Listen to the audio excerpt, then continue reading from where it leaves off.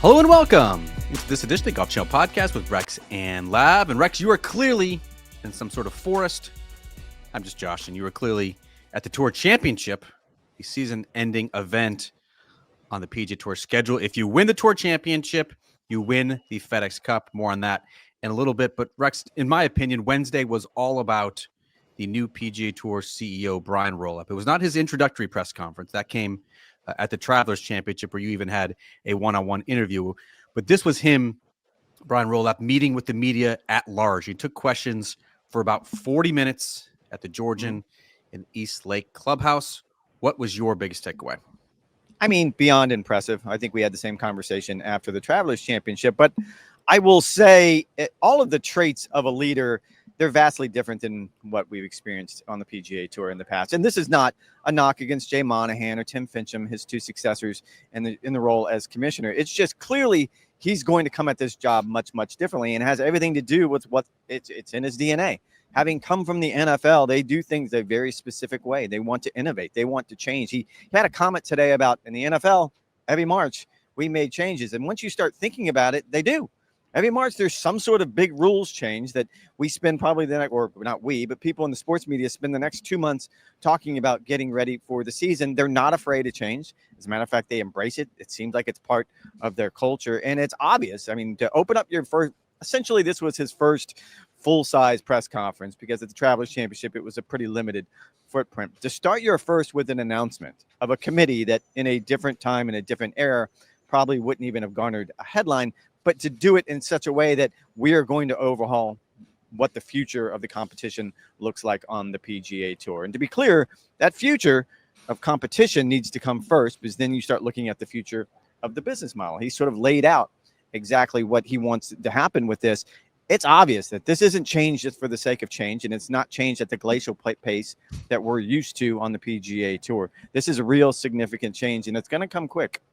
I thought it was very fitting, Rex, that on Tuesday, the 2026 PGA Tour schedule was released. A day later, the new CEO of the PGA Tour comes up and basically says, don't get used to it.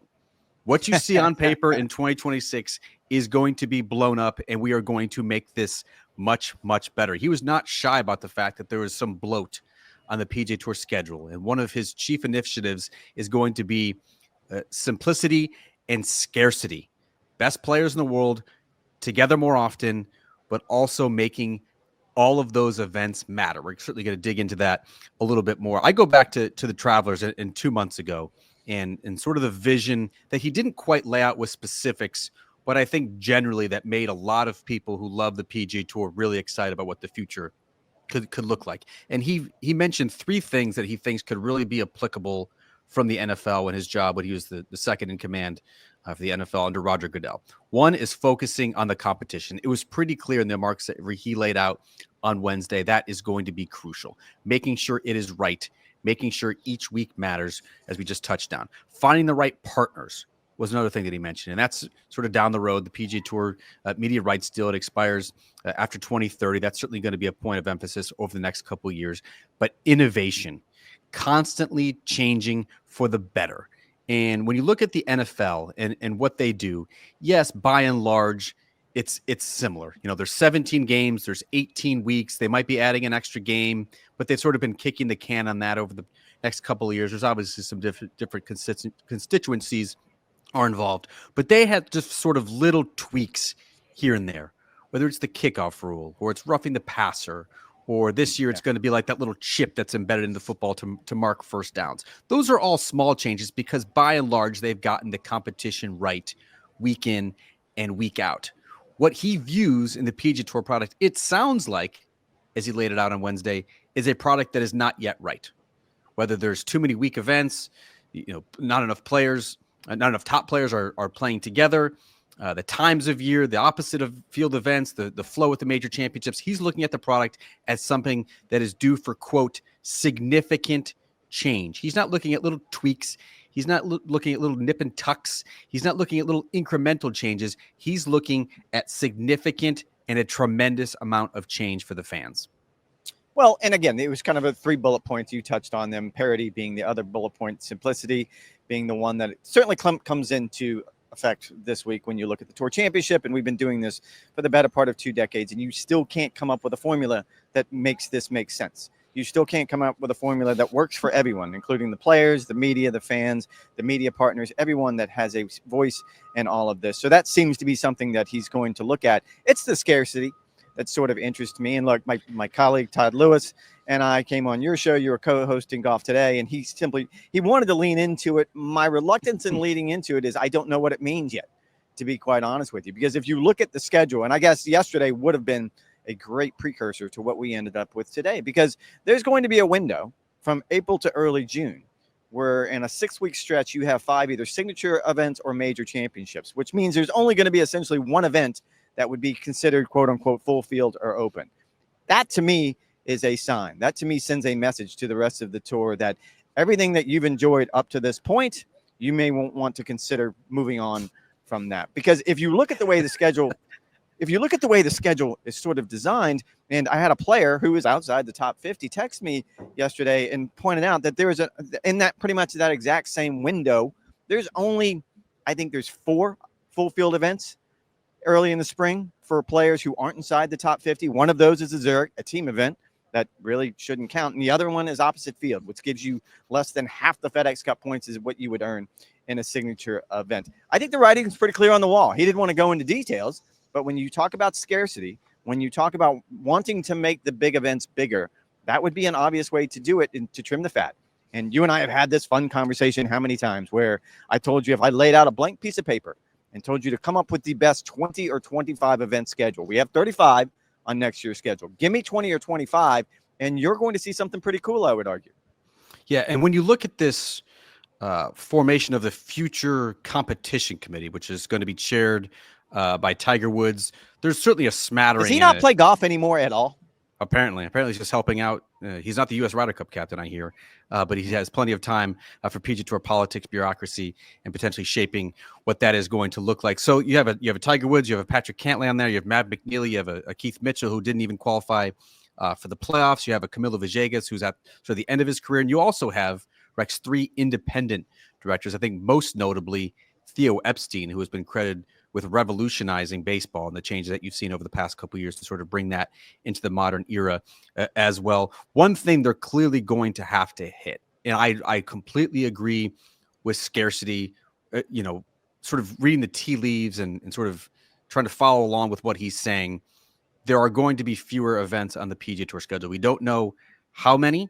We don't know in what order they're going to be. We don't know how many players are going to be, but it's going to be, I think, be of utmost importance that they nail the field sizes if they sort of shift into that model. Right now, you just can't have 72-man signature events 15 to 20 times on the PGA Tour schedule. That's basically just a bloated version of live golf at this point. He still made a point that he wants to have meritocracy and making sure people can earn their way into those spots. The PGA Tour has always been trumpeting the fact that they regenerate talent better than any other circuit in the world. And you look at some of the players who were not in the signature events at the start of the year and played their way into career years, whether it was a Maverick McNeely or a Ben Griffin or an Andrew Novak or a Jacob Bridgman. There still has to be players like them who can alter their career trajectories by either playing their way into those tournaments via a secondary circuit or just having access to them sort of writ large as a member of the PGA Tour playing this potentially scarcer schedule. And the idea, I'm sitting down writing a column right now for golfchannel.com. Yes, golfchannel.com returns, it lives. And the part that sort of stood out to me is I've been amazed how many players, I've probably spoken with a dozen players who have had either in-person conversations with him or who have jumped on a phone call with him. And these aren't just players who were here. This is different. The Tour Championship includes the top 30. These are the top players on the PGA Tour this year. 2 of the players that I talked to aren't even here. One of them didn't even make it to the playoffs. And he had a 45-minute conversation over the last few weeks with Brian Rolapp. Roy McIlroy, 90 minutes. Harris English, 45 minutes. Anyone Billy Horschel is here. He's not playing in the event, but he's here for the Atlanta Drive celebration for winning the TGL title. He had an hours-long conversation with Brian Rolapp. And when I I sort of drill down, two things stand out. He is an outsider. He has leaned into the idea. He's an outsider. He is not a golf guy. I think he told me at the Travelers Championship when I interviewed him, they didn't hire me to be a golf guy. They hired me to be an innovator. They hired me to be a business guy. They hired me to do media rights deals. That's what I did at the NFL. And he's leaning in to the idea that, look, man, I'm not the guy to fix the Tour Championship. He was asked about the golf ball rollback in the interview today, and he was very clear. Nope, no. not me, man. That's not a question for me. There's plenty of other people in this room that could answer it right now. So I appreciate he knows what he doesn't know. One of the players I spoke to, though, that has sat in on one of these phone calls pointed out that he's also very good at listening, or at least right now, he's very good at listening. A lot of times you get a new leader in a room and they want to be the loudest voice. They want to be the one that's sort of leading the charge and explaining how everything is going to be. Right now, that doesn't seem to be the case, which is an interesting leadership quality for someone that's taking over a sports league like the PGA Tour. The other part is, and a player told me this, he's going to break some eggs, man. Like, before this is all said and done, to your scarcity conversation, there's going to be fewer playing cards. There's going to be fewer playing opportunities on the PGA Tour. I think that's obvious. Now, you're right. They got to get the field size right. They got to make sure that the events are being played the right time of year on the right golf courses. But you can come up with a scenario, and again, Todd Lewis wanted to lean into this, where if you took, I don't even want to name an event. Let's take one of the opposite field events, which most people, even on the PGA Tour, will tell you, Puerto Rico. Probably shouldn't. What are we doing? Probably shouldn't have opposite field events. And you turn those into really good Korn Ferry Tour events, turn them into Korn Ferry Tour majors. That strengthens both tours. And so I think there's a world where instead of just looking at this as he's putting everything on the chopping block, I think you look at it as how does it make it additive, not just for the PGA Tour, but for the overall product. I'm impressed with at least the first 3 weeks. I mean, he's clearly direct. He's clearly urgent. He's clearly unafraid. One question that I have, Rex, and you would probably know better than others, is how much power can he actually have? Because the PGA Tour is unique in that these players are shareholders of the entire PGA Tour, right? Brian Rolapp works for the players. And when you look at the composition of the PGA Tour policy board, they're still outnumbered, the players do, than the independent directors. So Brian Rolapp might have a vision for what the PGA Tour should look like, and I'm sure he's going to make that known. But if the players don't sign off on it, or if the committee, this subcommittee is meeting and they don't want to go in that direction, aren't they sort of at an impasse and then we're back to status quo? Are you just trying to revisit the conversation on Sunday night to try to clean this up because you felt like it kind of left it in a weird spot? Is that what this is about? Yes, this is a continuation of the dialogue on Sunday night. But obviously the direction is coming from on high, right?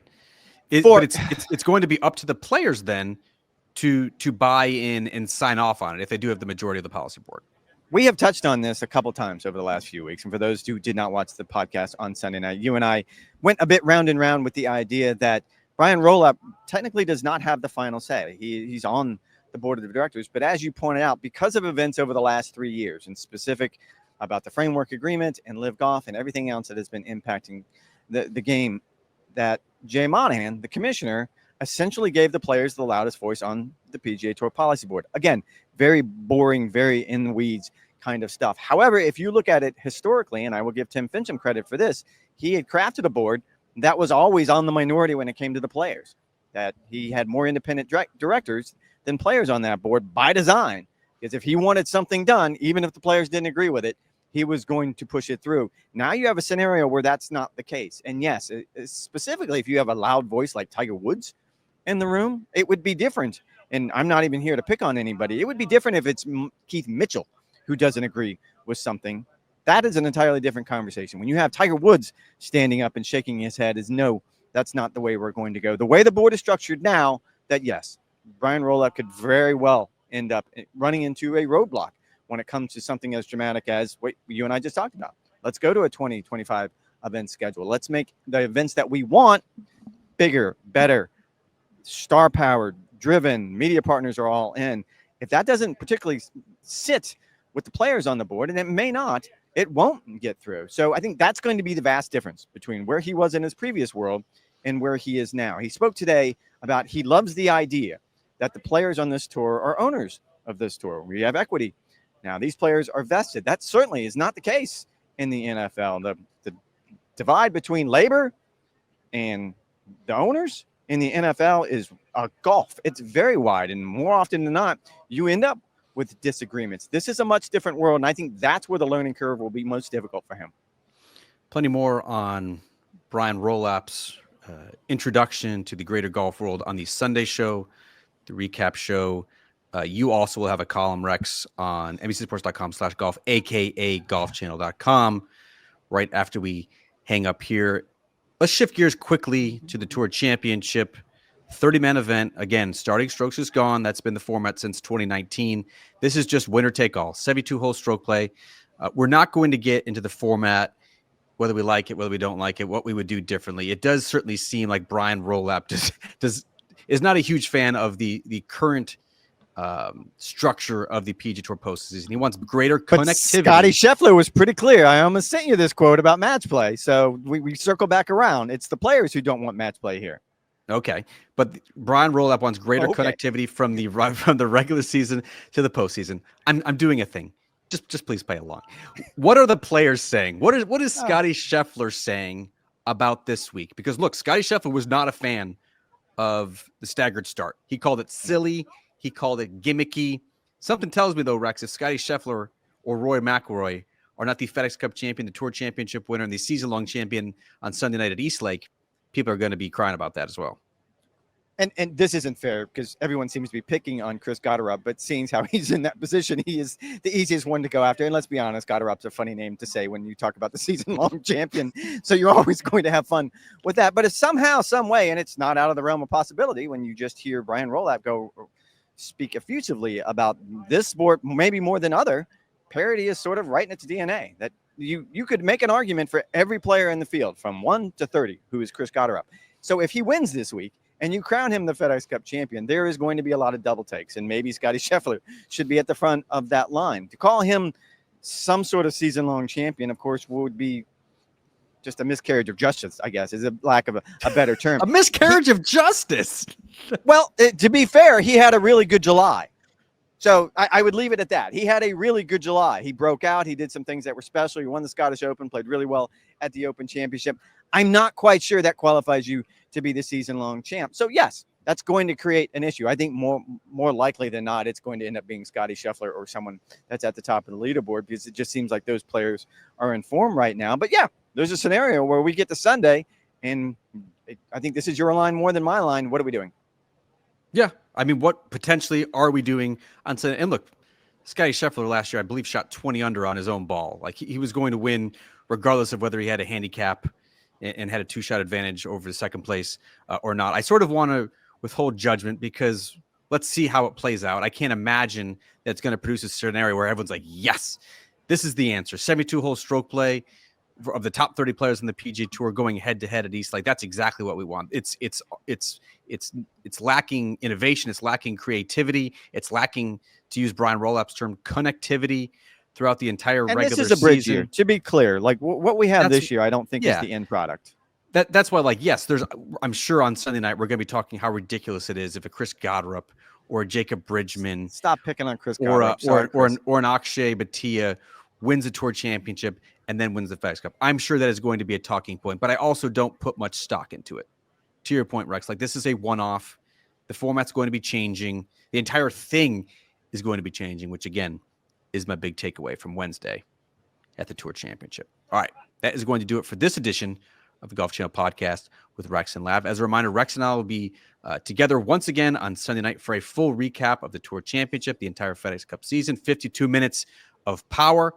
You guys know the drill. NBCSports.com/golf, aka golfchannel.com for all of Rex's latest insights, news, notes, columns, and features. Thanks for listening. Thanks for support.